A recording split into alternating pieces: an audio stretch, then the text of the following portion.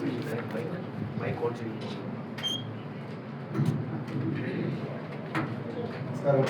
ഞാൻ ഇന്ത്യൻ അസോസിയേഷൻ്റെ സംസ്ഥാന പ്രസിഡന്റാണ് AM ജാഫർ ഖാനാണ്.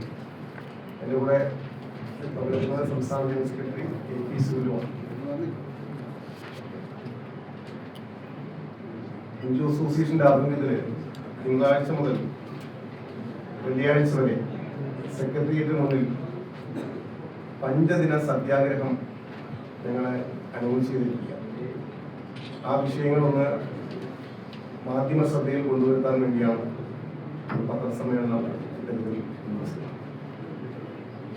ഞങ്ങള് കേരളത്തിലെ സർക്കാർ ജീവനക്കാരുടെ സംഘടനയാണ് കേരള ഇന്ത്യൻ അസോസിയേഷൻ. വിവിധങ്ങളായ വിഷയങ്ങളുണ്ട്. ആ വിഷയങ്ങളിലേക്ക് സമര പരിപാടികളും സമര പരമ്പരകളും ഒക്കെ ഉണ്ട്. പക്ഷേ ഇപ്പോൾ നടക്കുന്ന സമരത്തിൽ മാധ്യമങ്ങൾ ഒരല്പ ശ്രദ്ധ കൊടുക്കണമെന്നുള്ള ഒരു അഭ്യർത്ഥനയുടെ ഭാഗമായിട്ടാണ് ഇത്തരമൊരു പത്രസമ്മേളനം. കേവലം തടഞ്ഞു വയ്ക്കപ്പെട്ട ചില ആനുകൂല്യങ്ങൾക്ക് വേണ്ടിയോ അല്ലെങ്കിൽ നഷ്ടപ്പെട്ടു പോയ ആനുകൂല്യങ്ങൾ തിരിച്ചു പിടിക്കുന്നതിന് വേണ്ടിയോ മാത്രമുള്ള ഒരു സമര പരിപാടിയല്ല ഇത്. 5 ദിന സത്യാഗ്രഹത്തിൽ തുടങ്ങി ഞങ്ങൾ അതിന്റെ പിറ്റേ ആഴ്ച ഏകദിന ഉപവാസം ജില്ലകളിൽ നടത്തിക്കൊണ്ടു. ഓഫീസ് സ്ഥലങ്ങളിൽ അതിന്റെ തൊട്ടടുത്ത ആഴ്ച പ്രതിഷേധ കൂട്ടായ്മകൾ സംഘടിപ്പിച്ചുകൊണ്ടും അതിനും അടുത്ത ആഴ്ച കാസർഗോഡ് നിന്ന് തിരുവനന്തപുരം വരെയുള്ള ഒരു വാഹന ജാഥ സംഘടിപ്പിച്ചുകൊണ്ടും ആ വാഹന ജാഥയുടെ സമാപനത്തോടു കൂടി സെക്രട്ടേറിയറ്റ് വളയൽ സമരം ഉൾപ്പെടെയുള്ള സമര പരിപാടികൾ ഞങ്ങൾ ഉയർത്തുന്ന ഡിമാൻഡിൽ ഗവൺമെന്റ് അംഗീകാരം ലഭിച്ചില്ല എങ്കിൽ അല്ലെങ്കിൽ അതിനെ അനുകൂലമായി പ്രതികരിച്ചില്ല എങ്കിൽ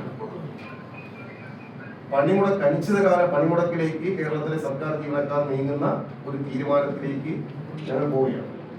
അത് രാഷ്ട്രീയമായ ഒരു തീരുമാനം. വളരെ കൃത്യമായി ഞങ്ങൾക്ക് പറയാൻ കഴിയും. ചില ആനുകൂല്യങ്ങൾ തടഞ്ഞു വയ്ക്കുകയോ നഷ്ടപ്പെടുത്തുകയല്ല. 10 കൊല്ലമായി ഇവിടെ ഭരിക്കുന്ന ഈ സർക്കാർ, ഞങ്ങൾ ഇതിനകത്ത് ആ നോട്ടീസിൽ തന്നെ ഒരു വാചകം നിങ്ങൾ ഉയർത്തിയിട്ടുണ്ട്. സ്റ്റോപ്പ് ഓർഗനൈസ്ഡ് ലൂട്ട് എന്ന. മുമ്പ് നോട്ട് നിരോധനം നടത്തിയപ്പോൾ മുൻ പ്രധാനമന്ത്രി ഡോക്ടർ മൻമോഹൻ സിംഗ് പറഞ്ഞതാണ് ആ വാക്ക. അതിനകത്ത് മൻമോഹൻ സിംഗ് പറഞ്ഞ വാക്ക് organised loot and legalised plunder. അപ്പൊ ഇവിടെ ഞങ്ങൾ ഉന്നയിക്കുന്ന ഫസ്റ്റ് ഡിമാൻഡ് ക്ഷാമബദ്ധ. ആ ക്ഷാമബദ്ധ ഇവിടെ ഞങ്ങൾക്ക് നിഷേധിക്കുന്നത് ഇത്തരത്തിലുള്ള ഒരു ലീഗലൈസ്ഡ് പ്ലണ്ടറിലൂടെ.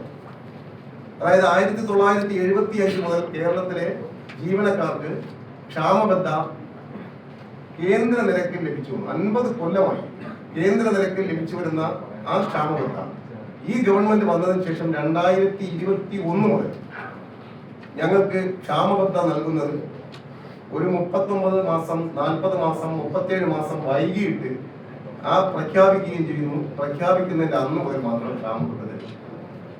ഇത് ഒരു ലീഗലൈസ്ഡ് ലൂട്ടാണ്.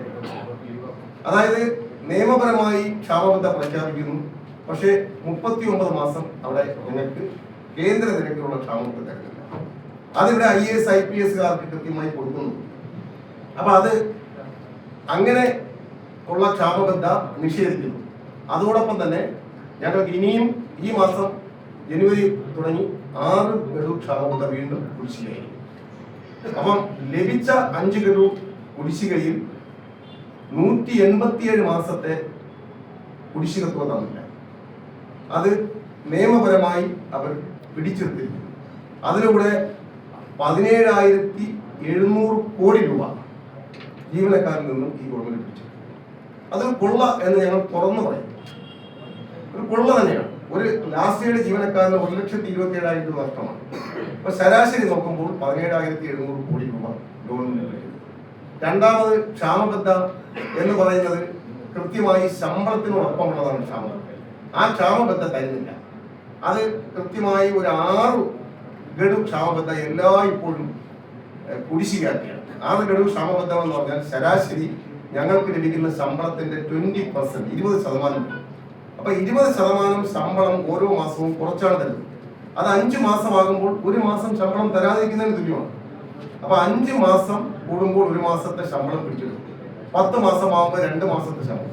അങ്ങനെ DA ഇനത്തിൽ മാത്രം ഏകദേശം ഒരു വർഷം 2-2.5 മാസത്തെ ശമ്പളം ഞങ്ങളിൽ നിന്നും ഞങ്ങൾ അറിയാതെ ഈ ലീഗലൈസ്ഡ് പ്ലണ്ടർ എന്ന നിലയിൽ പിടിച്ചെടുക്കും. അതാണ് ഞങ്ങളുടെ ഉത്തരവാദിത്തം. പിന്നെ ശമ്പള പരിഷ്കരണം. ഇപ്പൊ അടുത്ത ശമ്പള പരിഷ്കരണം DU ആയിട്ട് 2024 ജൂലൈ 1 മുതൽ തരേണ്ടതാണ്. ഇത് 2026 ജനുവരി ആയിട്ട് ശമ്പള കമ്മീഷനെ പോലും പ്രഖ്യാപിച്ചിട്ടില്ല. അപ്പോ അതിനകത്ത് ശമ്പള പരിഷ്കരണം 11ാം ശമ്പള പരിഷ്കരണം തന്നത് ഈ ഗവൺമെന്റാണ്. പിണറായിയുടെ 1ാം ഗവൺമെന്റ് തന്നു. ആ ശമ്പള പരിഷ്കരണത്തിൽ ഞങ്ങൾക്ക് തന്നത് ശമ്പള പരിഷ്കരണത്തിൽ എല്ലാ കാലവും തരുന്ന വെയിറ്റേജ്, സർവീസ് വെയിറ്റേജ്, ആ സർവീസ് വെയിറ്റേജ് ഒന്നും തന്നിട്ടില്ല. സർവീസ് വെയിറ്റേജ് തരാത്തത് കൊണ്ട് വെറും 10% ഫിറ്റ്മെന്റ് ബെനിഫിറ്റ് മാത്രമാണ് ആ ശമ്പള പരിഷ്കരണം ഉണ്ടായത്. ആ ശമ്പള 10% ഫിറ്റ്മെന്റ് ബെനിഫിറ്റ് വന്നിട്ട് അത് ശമ്പള പരിഷ്കരണം നടപ്പിലാക്കിയതിനു ശേഷം 20%-ഓളം DA തരുന്നില്ല. അപ്പൊ ഫലത്തിൽ 10% ശമ്പള വർധനവ് തന്നിട്ട് 20% പിടിച്ചെടുക്കുന്നു. ശമ്പള പരിഷ്കരണമല്ല, അത് ശമ്പള ശോഷണമാണെന്ന് ഞങ്ങൾ പറയുന്നു. ഇതൊക്കെ ഗവൺമെന്റിന്റെ ഒരു ഓർഗനൈസ്ഡ് ഉള്ള ലൂട്ട് എന്ന് തന്നെയാണ് അതിനകത്ത് പറയുന്നത്. ആ ലെവലിലാണ് അതിനകത്ത് ശമ്പള പരിഷ്കരണം കൊണ്ട്. പിന്നെ കൊണ്ടുവന്നത് മെഡിസെപ്പ്, വളരെ പ്രധാനപ്പെട്ട വിഷയമാണ്. മെഡിസെപ്പ് എന്ന് പറഞ്ഞാൽ 1960 മെഡിക്കൽ അറ്റൻഡൻസ് റൂൾ അനുസരിച്ച് സർക്കാർ ജീവനക്കാരന് ആരോഗ്യ പരിരക്ഷ സർക്കാരിന്റെ ബാധ്യതയാണ്. അത് ചെയ്യുന്നതിൽ നിന്നും ഈ ഗവൺമെന്റ് പറയുന്നു. മാത്രമല്ല അതിന് മെഡിസെപ്പ് എന്ന് പറയുന്ന ഒരു ഇൻഷുറൻസ് കമ്പനി, ഓറിയന്റൽ ഇൻഷുറൻസ് കമ്പനിയുമായി ചേർന്നുകൊണ്ട് ഞങ്ങളിൽ നിന്ന് മാത്രം വിഹിതം വാങ്ങി അത് ഓറിയന്റൽ ഇൻഷുറൻസ് കമ്പനി കൊടുക്കുകയും അതിനൊരു വിഹിതം, അതിനൊരു 40 കോടി രൂപ ഗവൺമെന്റ് അടിച്ചു മാറ്റുന്നു എന്ന് തന്നെ പറയുന്നു. ആ ഗവൺമെന്റ് അതിൽ നിന്നും അധികം വാങ്ങുന്നതിനാണ്. അത് മാത്രമല്ല ഇന്നലെ വരെ മെഡിക്കൽ റീഇംബേഴ്സ്മെന്റും പലിശരഹിത വായ്പയും ഫ്രീ ആയി ഞങ്ങൾക്ക് കിട്ടിക്കൊണ്ടിരുന്നെങ്കിൽ ഇന്ന് അത് വേറൊരു ഏജൻസി വഴി തരികയും ഞങ്ങളിൽ നിന്ന് വിഹിതം വാങ്ങുകയും അതിനൊപ്പം ഒരു 9% GST തുക കൂടെ ഈ മെഡിസെപ്പ് ഏർപ്പെടുത്തിയതിലൂടെ സർക്കാരിന് ലാഭം ഉണ്ടാക്കുന്നു. അതിനും അപ്പുറത്തേക്ക് 240 കോടി രൂപയോളം എല്ലാ വർഷവും ബഡ്ജറ്റിൽ മാറ്റിവെക്കുന്ന തുക മാറ്റിവെക്കാതെ ഇരിക്കുന്നു. അപ്പൊ അതിന് മെഡിസെപ്പിലും ഒരു കൃത്യമായ ഒരു കൊള്ളയാണ് ഇതിനകത്ത്. പങ്കാളിത്ത പെൻഷൻ നടപ്പിലാക്കുന്നത് പിൻവലിക്കുമെന്ന് പറഞ്ഞുകൊണ്ട് വന്നതാണ്. അത് പിൻവലിച്ചില്ലെന്ന് മാത്രമല്ല, ഇപ്പൊ പങ്കാളിത്ത പെൻഷൻകാരെ പണയപ്പെടുത്തിക്കൊണ്ട് ഏകദേശം 7,720 കോടി രൂപ കേന്ദ്രത്തിൽ നിന്ന് കടമെടുക്കുന്ന സാഹചര്യത്തിലാണ് പങ്കാളിത്ത പെൻഷൻ. ലീവ് സറണ്ടർ 6 കൊല്ലമായി ലീവ് സറണ്ടർ ഞങ്ങൾക്ക് തരുന്നില്ല.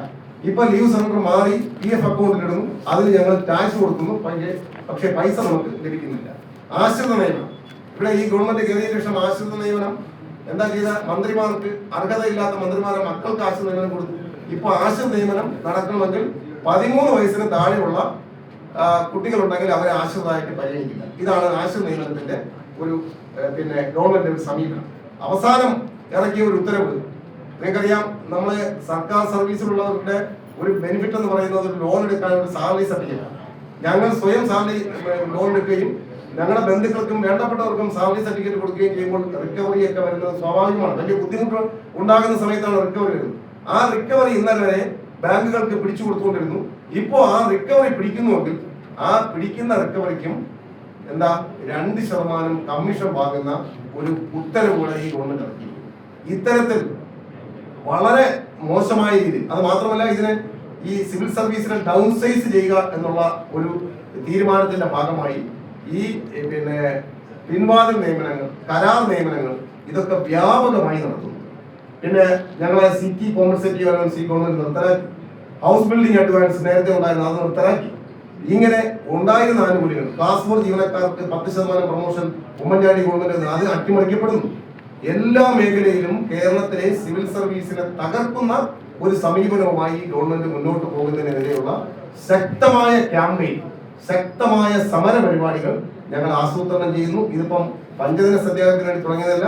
കഴിഞ്ഞ ഒക്ടോബർ 15-16 രാപ്പകൽ സമരം സെക്രട്ടറിയിൽ മുന്നിൽ നടത്തി. അത് കഴിഞ്ഞ് നവംബർ 18-ാം തീയതി ലോങ് മാർച്ച് എല്ലാ ജില്ലകളിലും നടത്തി. ഒരു തുടർ സമര പരിപാടിക്ക് വീണ്ടും ഒരു ആക്കം കൂട്ടുന്ന ഈ പഞ്ചദിന സത്യാഗ്രഹം പ്രതിപക്ഷ നേതാവ് VD സതീശൻ ഉദ്ഘാടനം ചെയ്യുന്നു. മുൻ പ്രതിപക്ഷ നേതാവ് രമേശ് ചെന്നിത്തല സമാപനത്തിൽ ഉദ്ഘാടകനായി വരുന്നു.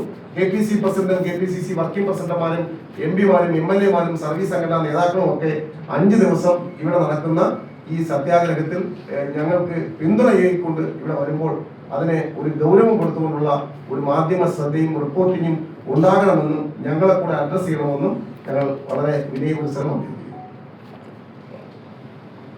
സംസ്ഥാന തലത്തിൽ അടുത്ത് നിൽക്കുന്ന സമയത്ത് ഈ ജീവനക്കാരുടെ പ്രധാന ആവശ്യമാണല്ലോ ഈ പങ്കാളിത്ത പെൻഷൻ പിൻവലിക്കാൻ. ആ പിൻവലിക്കാനുള്ള സാഹചര്യം സംസ്ഥാന സർക്കാർ ഉണ്ടാവുമെന്ന് NGO പ്രതീക്ഷിക്കുന്നു.